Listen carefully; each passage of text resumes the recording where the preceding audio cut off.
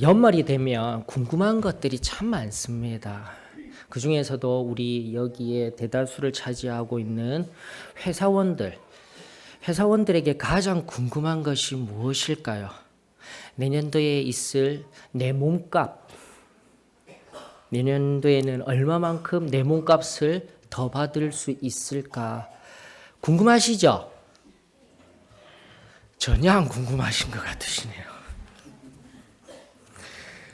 하나님의 은혜로다. 감사를 드립니다.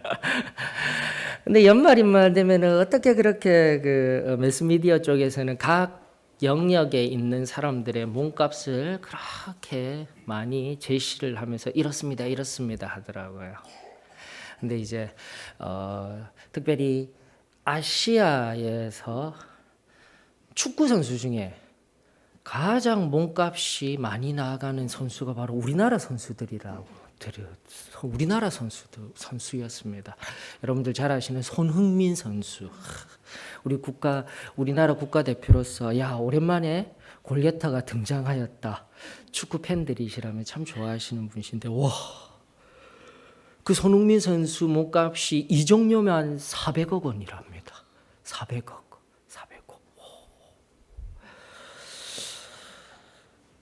우리 너무 부러워하지 마십시다.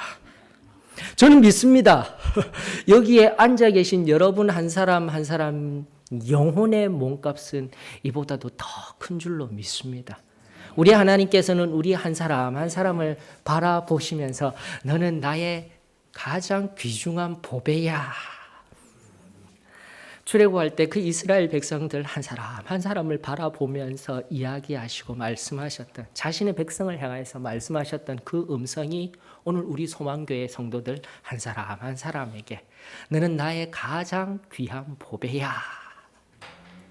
그 음성이 우리들에게 울려 퍼짐에 감사를 드립니다.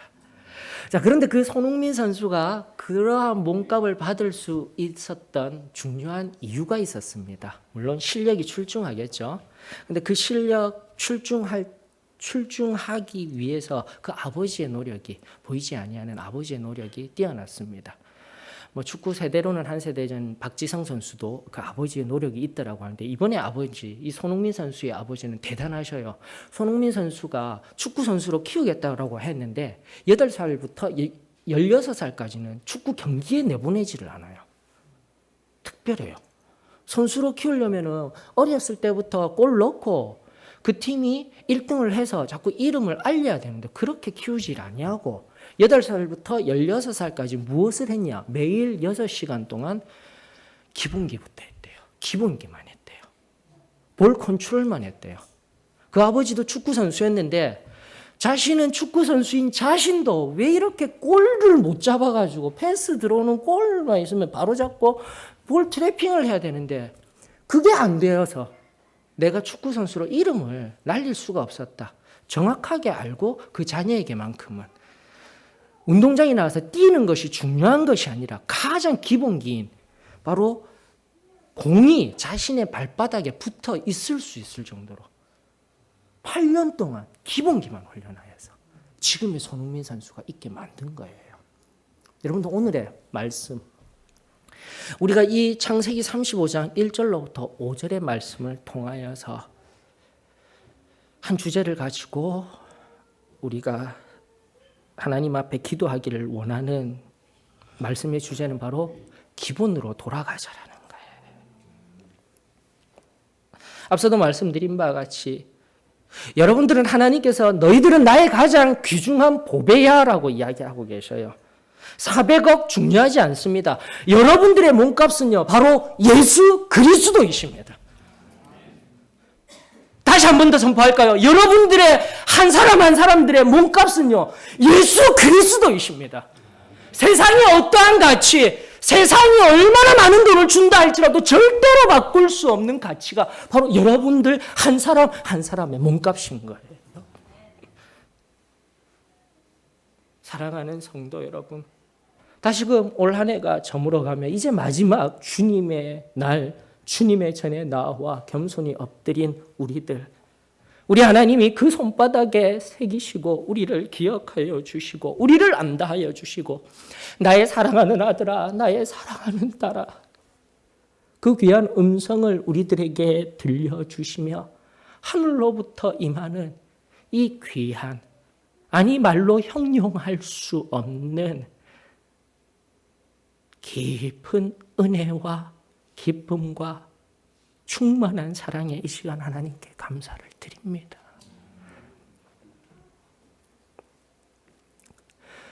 그럼에도 불구하고 우리가 기억해야 할 것은 예수 그리스도라는 몸값으로 지불된 내가 오늘 이 시간 그 몸값에 걸맞는 영혼의 전장의 그라운드에서 그렇게 그 몸값에 걸맞는 삶을 살아가고 있는지 점검해 보아야 하지 않겠습니까? 만약 지금 너무나 지치고 힘들어서, 특별히 요즘 제가 지난주에 한 주 동안 마음이 참 많이 아팠던 게 온 한국 사회를 강타하였던 그 인천의 11살 소녀 이야기, 제가 참 너무 마음이 아프더라고요. 우리 민진이하고 똑같은 나이더라고요. 우리 민진이도 얇다라고 생각했었는데 비단 그 아이만의 문제가 아니라 오늘날 가정이 다 무너져가고 있어요. 가정에 어떤 끔찍한 일이 일어나고 있는지 몰라요. 어쩌면 여기에 있는 우리 한 사람 한 사람도 가정이라는 영적 그라운드 안에서 예수 그리스도의 몸값으로 그 가정 내에서 영적인 권위를 세우며 영적인 능력으로 활개를 치며 다녀야 하는데 그러지 못하고 아파하고 신음하며 힘들어하는 영혼이 있다라면 오늘 이 시간 하나님의 말씀을 통해서 위로가 있기를 원합니다. 여러분, 바로 이게 이 35장의 시작을 하려고 하면 그 앞장에 무슨 일이 있었는지를 살피면 되는 거예요. 끔찍한 일이 바로 야곱 가정에 있게 되더라는 겁니다. 사랑하는 딸, 하나밖에 없는 외동딸 디나가 먼 타양에서 세겜이라는 그곳에서 세겜 족장에 의하여서 끔찍한 일을 당하지 않습니까? 어디 그뿐입니까? 아들 녀석들이 철없이 나아가서 원수 갚는답시고 하나님 앞에 하나님의 백성이 되겠습니다 라는 의식인 할례라는 의식을 통하여서 거짓을 이야기하여 그 세겜을 완전히 초토화시켜버리는 이 끔찍한 일이 벌어지게 되고 야곱 가족이 전멸을 당할 위기에 놓인 거예요. 지금 34장의 이야기는. 그리고 어디 그뿐입니까? 마지막 절 보셔요. 31절에 그들이 이르되 누가 너희를 장녀같이 대우함이 옳으니까. 고대 사회에 가장 큰 권위를 가지고 있는 아버지에게, 오늘날도 우리 아버지들이 너무 약해지셔서 제가 마음이 참 아파요. 그 고대 사회의 거의 신적인 존재와 같은 아버지에게 마구마구 달려들고 있는 이 형구, 바로 야곱의 가정 또한 오늘날의 문제시된 가정의 모습과 같이 철저하게 무너져 내리며 아파하며 신음하고 있는 것이 바로 오늘 이 본문의 전장의 야곱 가족의 배경이었다라는 겁니다. 그래야 할 때에 우리는 기억해야 합니다. 기본으로 돌아가십시다.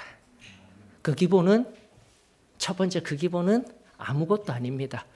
하나님의 말씀과 음성 앞에 엎드려야 되는 거예요.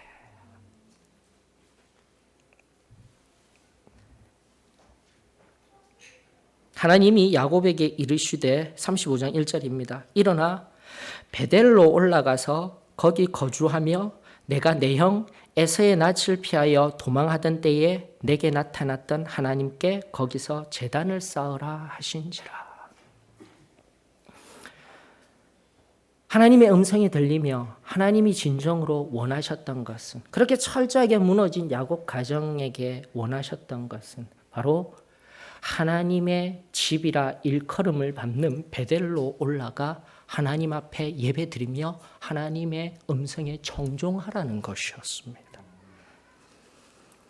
여러분들, 그런데 여기에는요, 아주 깊은 의미가 있습니다. 우리 창세기 28장으로 잠깐 돌아가 볼까요? 창세기 28장. 세월을 흘러 창세기 35장에 나이든 야곱의 세월을 흘러 20년 전에 있었던 한 사건을 우리가 눈여겨보아야 합니다. 창세기 28장에 사건이 있습니다. 일단 28장 전체를 바라보는 것이 아니라 28장 16절로부터 22절까지 살피게 될 텐데요. 우리가 잘 알듯 야곱이 에서의 그 쌍둥이 형의 질투, 분노를 피하여서 외삼촌 라반의 집으로 나아가는 바로 그때에 야곱이 길에서 아무 곳에도 잠들 곳 없으며 외로워 방황하던 바로 그때에 여호와 하나님께서 만나주신 장면이 28장에 소개되고 있는 거예요. 그러면서요, 16절에 보니까 야곱이 잠이 깨어 이르되 여호와께서 과연 여기 계시거늘, 그러면서 19절에 베델이라 하였더라. 바로 이곳이 베델이었던 거예요. 그러면서 20절로부터 22절까지의 서원 내용이 나오고 있습니다. 그가 무엇라고 했는지 우리 말씀을 통하여서 한번 보십시다.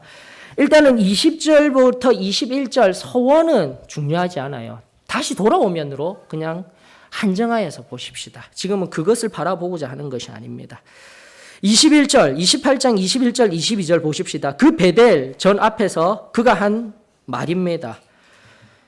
내가 편안히 아버지의 집으로 돌아가게 하시오면 여호와께서 나의 하나님이 되실 것이요, 내가 기둥으로 세운 이 돌이 하나님의 집이 될 것이요, 하나님께서 내게 주신 모든 것에서 10분의 1을 내가 반드시 하나님께 드리겠나이다 하더라라는 거예요.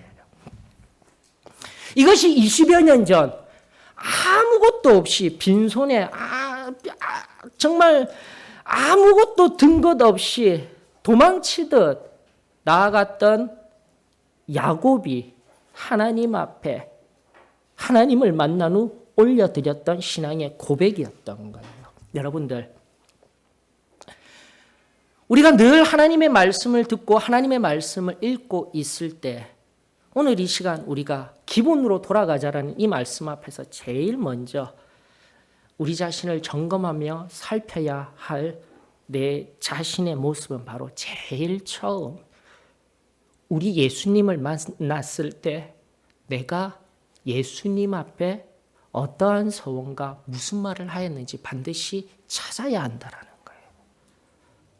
그게 가장 기본이에요.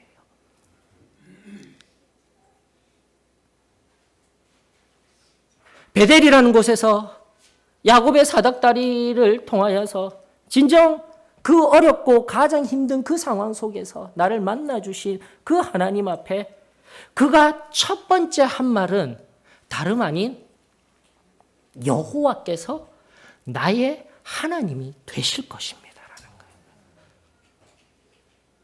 가장 기본 중에 기본인 이 고백이, 이 신앙이 오늘 나에게 점검되어져야 할 줄로 저는 믿습니다. 여러분들, 나의 하나님은 지금 여호와 하나님이십니까? 아멘이 나와야 돼요. 여러분들, 나의 하나님은 예수 그리스도이십니까? 여러분들, 나의 하나님은 성령 하나님이십니까?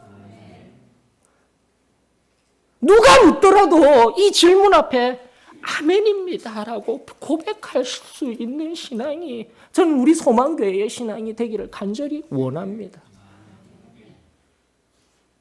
지금 야곱에게 있어서요, 35장 본문으로 다시 돌아가게 되면 바로 첫 번째 가장 기본이었던 하나님 앞에 하나님을 만나서 제일 처음 올려드렸던 이 신앙 고백이 사라졌기 때문에 문제가 된 거예요. 여러분들,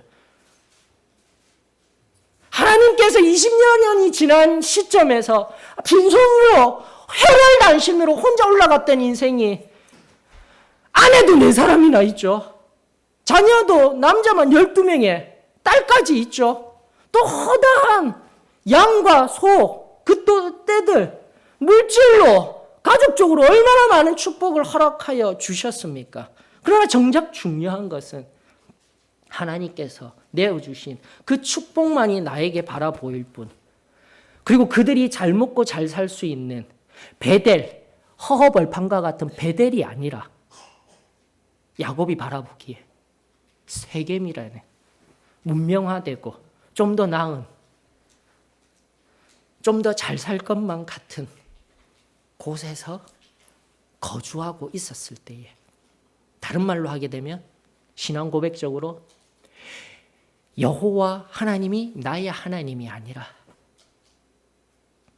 세상의 그 무언가가 나의 하나님이 되어, 내 가족이 나의 하나님이 되어, 세상 가운데 내 몸값이 나의 하나님이 되어, 세상 가운데 내가 불리워지는 내 명예와 지위가 나의 하나님이 되어 살아가게 될 때 이런 끔찍한 일이 생기게 되더라는 것입니다.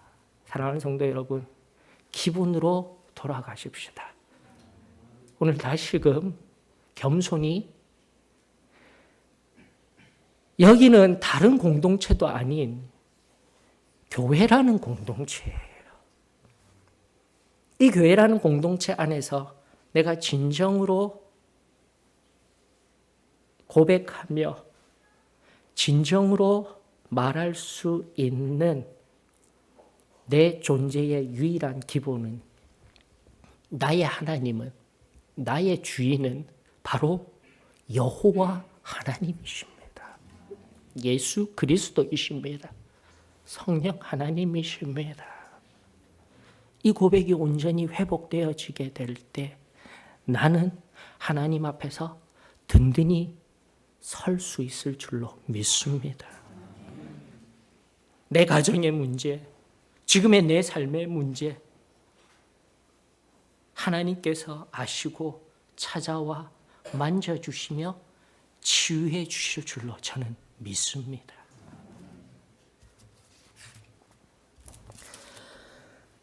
여러분, 거꾸로 잠깐 볼까요?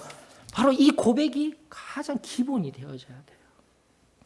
이 고백이 있어야 반드시, 거꾸로라는 말의 의미는 28장, 성경 28장 22절의 하반절에 있는 고백부터 먼저 보십시다.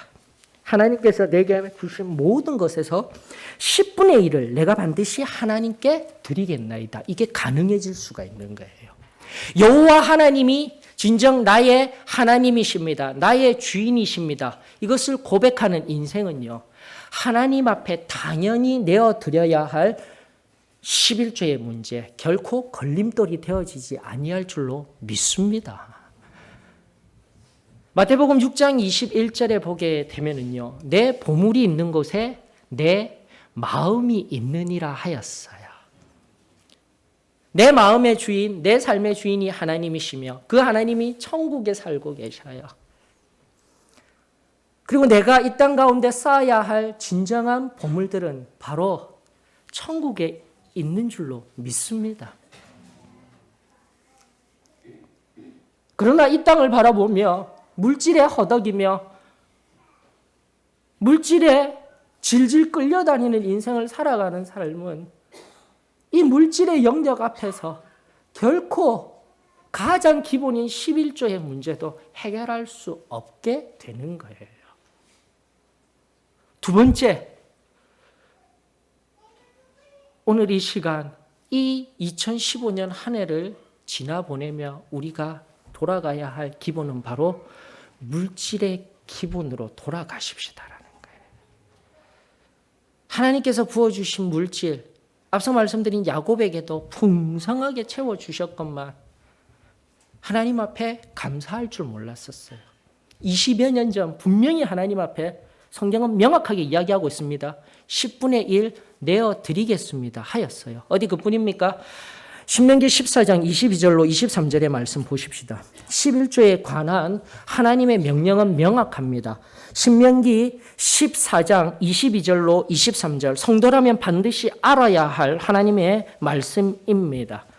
신명기 14장 22절 23절, 너는 마땅히 매년 토지 소산의 11조를 드릴 것이며 내 하나님 여호와 앞 곧 여호와께서 그의 이름을 두시려고 택하신 곳에서 내 곡식과 포도주와 기름의 11조를 먹으며 또 내 소와 양의 처음 난 것을 먹고 내 하나님 여호와 경외하기를 항상 배울 것이니라.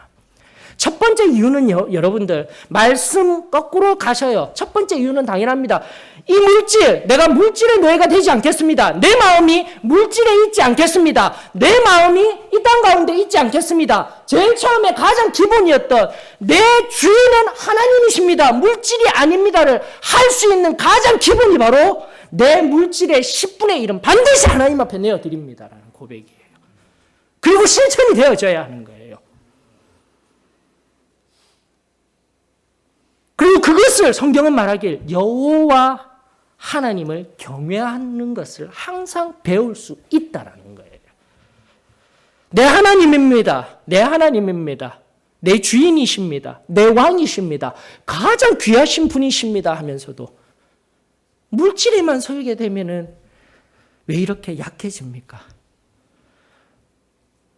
이 무거운 분위기를 깨트리려고 제가 대중가요 한 자락도 막 부르고 싶어요. 막 그대 앞에만 서면 나는 왜 작아지는가?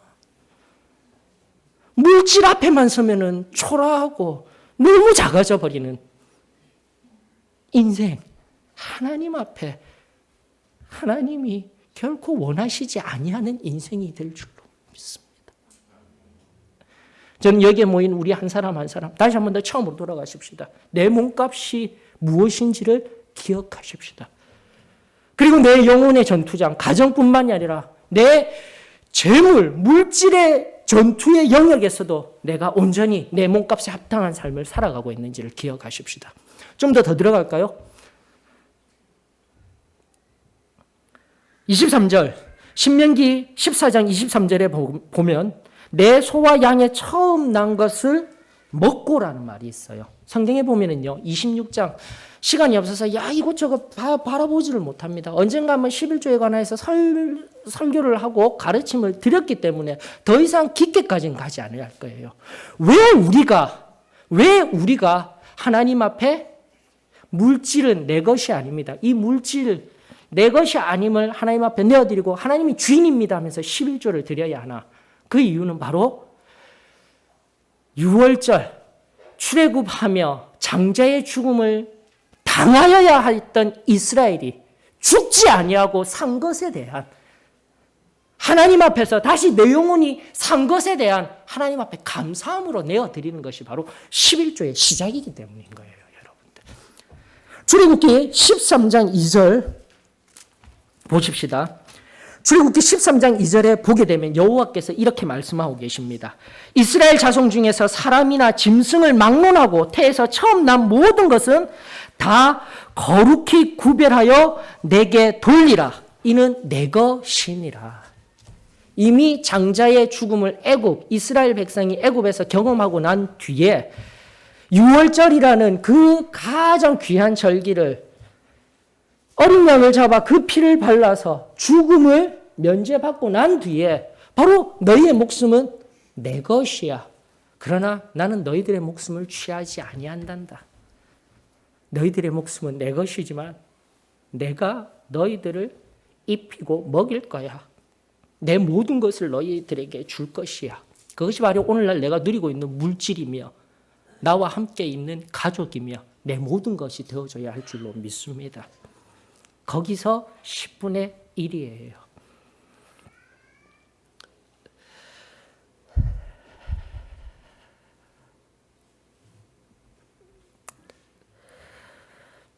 하나님께 받은 물질의 은혜가 너무나도 많은데, 너무나도 귀한데, 하나님 앞에 온전히 드려야 할 예수 그리스도를 십자가에서 나를 대신에 죽게 하신 그 아버지의 사랑, 그 처음의 사랑을 내가 받았음에도 불구하고 하나님의 말씀에 무지하여 다만 세상 한가운데 너무 어렵고 힘들었습니다. 물질로 인하여서 너무 힘들게 살았습니다. 그러다 보니 하나님 앞에 드려야 할 것들, 마땅히 내어드려야 할 것들 드리지 못하였습니다. 이제라도 이 한 해가 저물어가는 이 시점에서 과거의 것은 던져버리시고 2016년 한 해부터 두 번째 이 야곱을 통하여서 말씀을 통하여서 우리에게 들려주시는 하나님 앞에 물질의 기본으로 돌아가겠습니다. 이 고백과 도전이 오늘 여기에 있는 우리 소망교회 성도님들 한 분 한 분들에게 온전히 이루어지기를 축원합니다. 교회와 저를 위하여서라는 게 아니에요. 여러분들의 영혼이 바로 하나님의 것입니다. 나는 예수 그리스도의 피값으로 살았습니다. 이 의미 때문에 하나님 앞에 드리라는 거예요. 우리 교회의 재정이 풍성해지고 그 재정으로 인하여서 목사님이 풍성해지고 저는 그런 거 원하지도 않아요. 다만 여기 있는 한 분 한 분이 하나님 말씀에 근거하여서 물질이 주인이 아니라 세상이 바라보는 것이 주인이 아니라 진정 나의 주인은 하나님이십니다.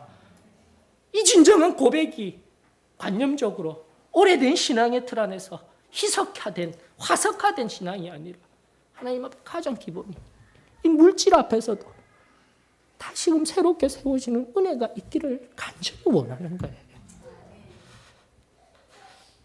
그리하여 하나님 앞에 한 사람도 빠짐없이 그 순결함 앞에 겸손히 설 수 있는 우리 한 사람 한 사람이 되어지기만을 저는 간절히 원하는 겁니다.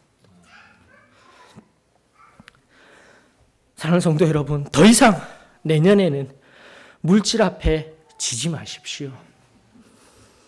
예수 그리스도가 어떻게 사신 나인데, 예수 그리스도가 어떻게 나를 불러주셨는데, 다시 한 번 더 가장 기본인 중의 기본이 물질의 기본 앞에서 새롭게 하나님이 나의 주인이십니다를 고백하는 물질의 영역 앞에서의 승리가 있기를 예수 그리스도 이름으로 축원합니다.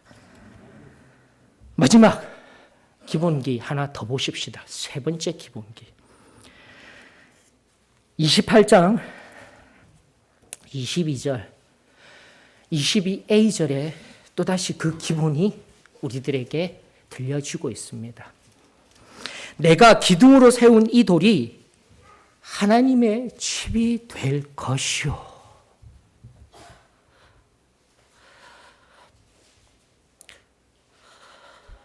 사랑하는 성도 여러분,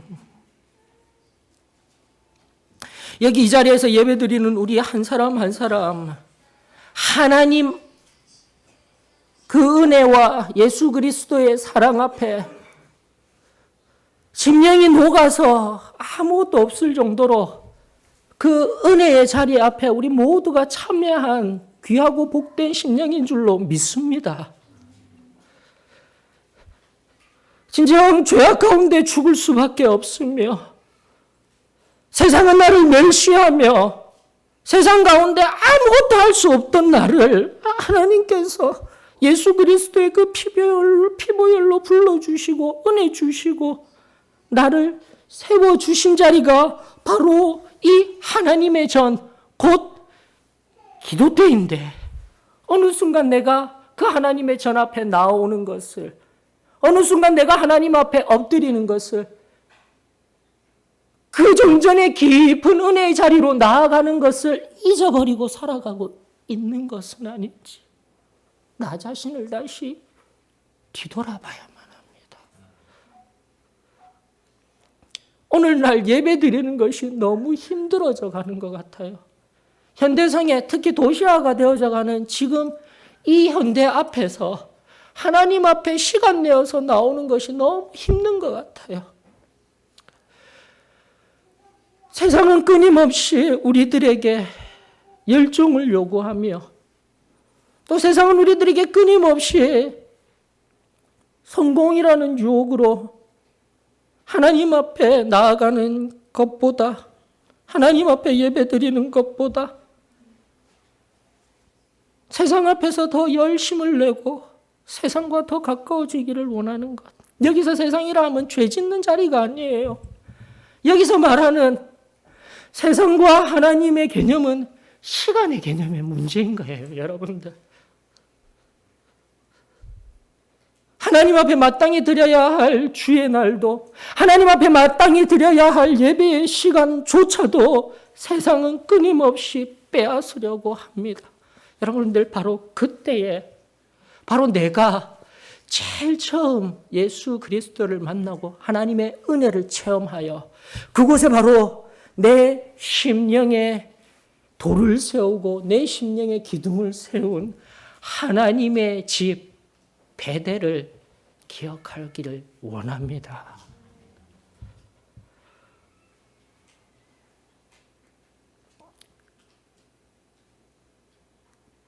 갈수록 세상은 우리들에게 많은 것을 요구할 것입니다. 갈수록 세상은 우리들에게 더 달콤한 것을 던지며 하나님 앞에 나아올 수 없도록 만들 것입니다. 오늘 말씀을 준비하며 결국은 목회적 선포를 할 수밖에 없는 이 목회자의 심정을 여러분들은 하나님 앞에서 이 부족한 저와 함께 엎드리는 은혜가 있기를 원합니다. 이 많은 분들이 저녁만 되면은 다 사라져 버려요.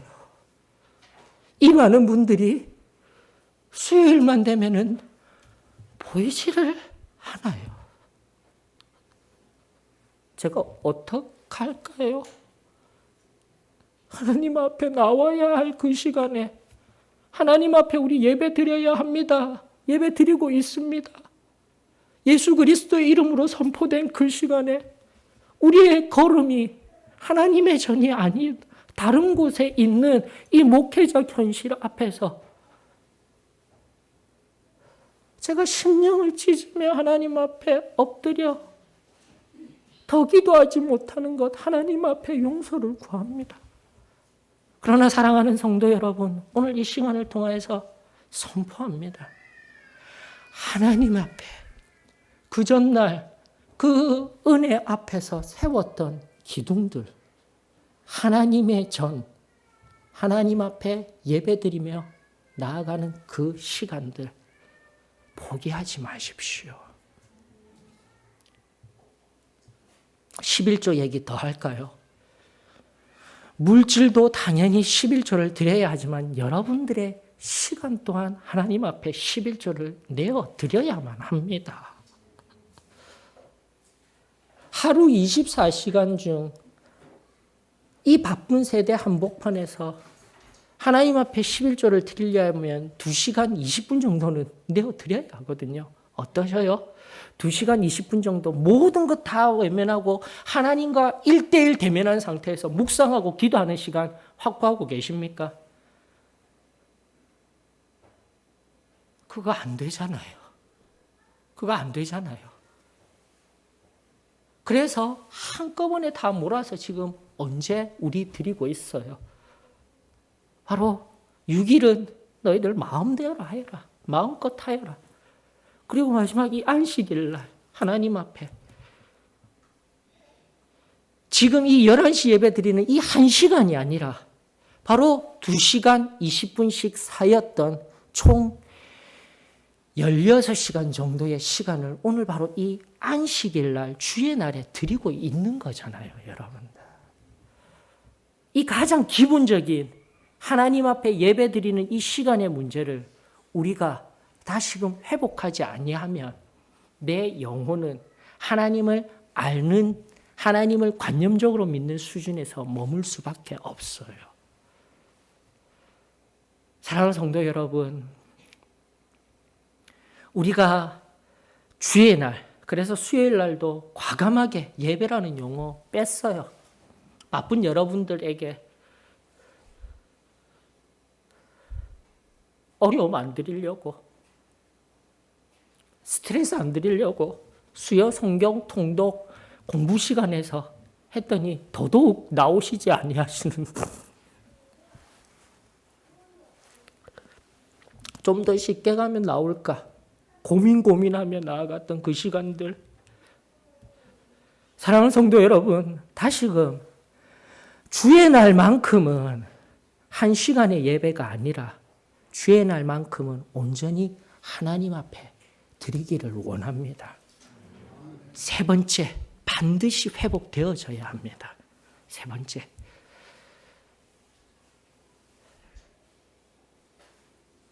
오늘 정말 힘든 얘기들 많이 하고 있어요. 연말만 되면 우리 목사님은 뭔가 피를 받으시는 것 같으셔. 우리들에게 좀 은혜 되는 이야기들만 하면 좋을 텐데. 사랑하는 성도 여러분, 다시금 강조합니다. 은혜는요, 제가 드리는 게 아니에요. 은혜는 다시 한 번 더 우리 하나님이 여러분들의 순종과 그 엎드리는 믿음을 통하여서 흘러가는 줄로 저는 믿습니다. 저는요, 힘들어도 하나님의 말씀 그대로 전하는 사명뿐이에요. 힘들어도 돌 던져도 싫어해도 아파해도 하나님 말씀이 이렇습니다. 전하는 사명, 거기에 충실한 목회자가 되기를 원합니다. 여러분들이 하나님의 말씀 앞에 이제는 어떻게 반응하냐의 문제인 거예요. 지금까지 말한 세 가지의 기본. 첫 번째, 지금 이 순간 나의 하나님은 여호와이십니다. 두 번째, 내 물질 10분의 1은 반드시 하나님 앞에 내어 드리겠습니다.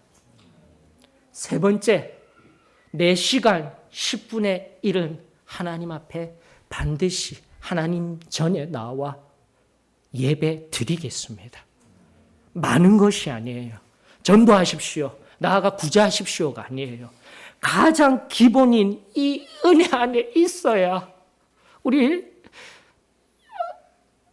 성탄절에도 나누었던 우리 주님 오실 때 우리가 설 수 있는 가장 기본적인 바위예요. 설 수 있는 가장 기본적인 자리예요. 사랑하는 성도 여러분, 다시금 하나님 앞에 우리 겸손히 엎드려 제일 처음 받아 누렸던 베델의 자리로 나아가십시다. 그리고 우리가 지금 어떠한 자리에 놓여 있는지 나 자신을 점검하며 하나님 앞에 나아갈 수 있기를 원합니다. 35장의 말씀을 보게 되면요, 참 위대한 것은, 참으로 놀라운 것은 앞서 말씀드린 34장의 사건들로 인하여서 야곱의 가정들이 완전히 무너져 있고 아버지의 가정에 권위도 없을 것만 같은데 야곱이 2절에 보니까요, 자기 집안 사람과 자기와 함께한 모든 자에게 이르되 너희 중에 있는 이방 신상들을 버리고 자신을 정결하게 하고 너희들의 의복을 바꾸어 입으라 라고 명령하였어요. 그랬더니 4절에 그들이 자기 손에 있는 모든 이방 신상들과 자기 귀에 있는 귀고리들을 야곱에게 주는지라. 야곱이 그것들을 세겜 근처 상수리 나무 아래에 묻고. 사랑하는 성도 여러분, 하나님의 말씀이 전하여지게 될 때 다시금 내 마음밭이 오늘 이 시간 성령 하나님께서 엎어주시며 좋은 옥토와 같이 만들어 주실 줄로 믿습니다. 다시금 나를 점검하며 올 한 해 나의 모습이 어떠했는지, 그리고 나아가 2016년을 향하여서 내가 이제 다음 주부터는 반드시 하나님 앞에 이 기본을 바로 세우리라. 모든 이방 신상들과 모든 우상들을 다 묻어버릴 각오를 하고 하나님 앞에 설 수 있는 그 한 영혼을 하나님께서 찾으시는 줄로 저는 믿습니다. 저 또한 하나님 앞에 지금 버려야 할 것들 하나하나 정리해 나가고 있어요.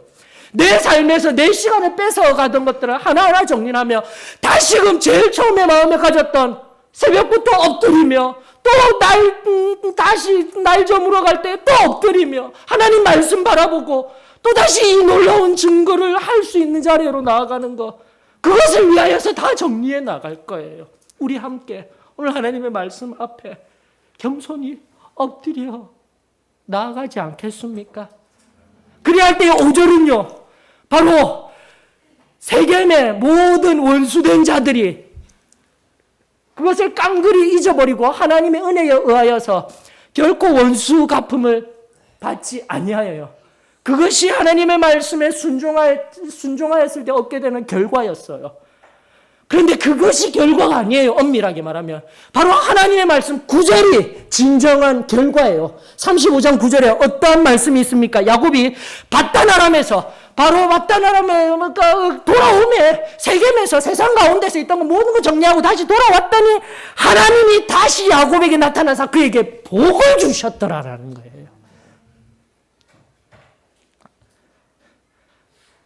내가 다시 하나님 앞에 기본으로 그 전날에 20년 전 제일 처음 만났던 하나님 앞에 오늘 우리에게 들려주시는 이 말씀의 기본 앞에 내가 온전히 순종하며 나갔더니 하나님께서 우리들에게 복을 주시더라.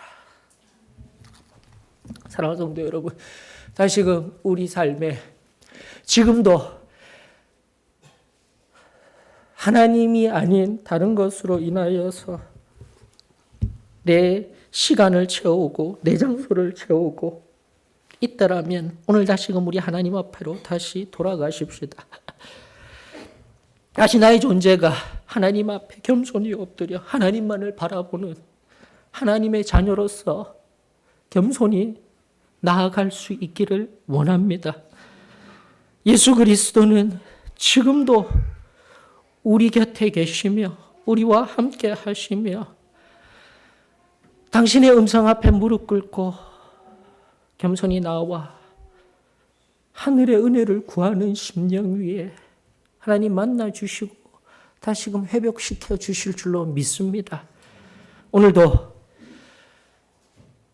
끔찍한 가정의 문제, 끔찍한 내 삶의 내 안의 문제, 과거의 문제 하나님은 바라보시지 아니하실 것입니다.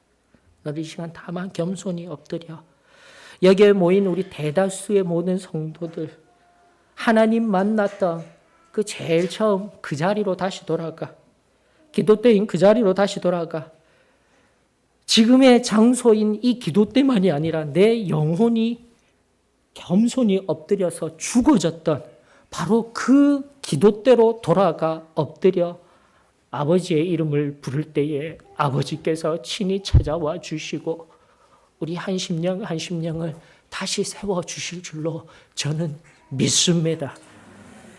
가정이 회복되어질 것입니다. 내 영혼이 회복되어질 것입니다. 교회가 다시금 성령에 붙들려 붕의 놀라운 은혜를 경험하게 될 것입니다. 기본으로 돌아갈 때, 제일 처음으로 돌아갈 때 우리 하나님께서 역사하여 주실 줄로 저는 믿습니다. 다 같이 일어나셔서 찬송가 273장 부르시면서 기도하는 시간 가집니다. 찬송가 273장입니다.